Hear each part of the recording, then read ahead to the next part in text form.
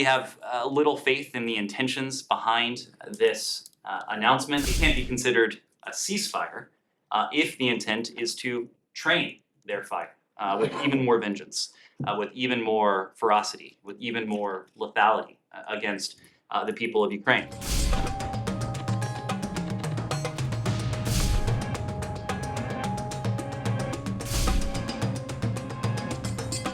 Of course, it was Russia that invaded his country, that invaded Ukraine, but I can offer our perspective on this. From our perspective, there is one word that best describes that, and it's cynical.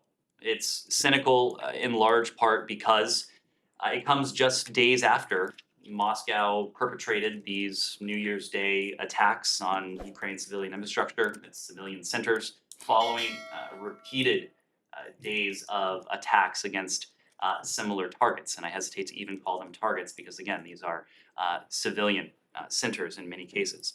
So as you can tell, we have little faith in the intentions behind this announcement. Our concern, it's a concern that you heard from Secretary Blinken in his end-of-year press conference a couple weeks ago, is that the Russians would seek to use any temporary pause in fighting to rest, to refit, to regroup, and ultimately to reattack. And so in that sense, it can't be considered a ceasefire if the intent is to train their fire with even more vengeance, with even more ferocity, with even more lethality against the people of Ukraine. If Russia were truly serious about peace, about ending this war, it would withdraw its forces from the sovereign territory of Ukraine. That is what constitutes an end to this war. It is what we have called on Russia to do. It is what Ukrainians have called on Russia to do. It is what much of the world has called on Russia to do.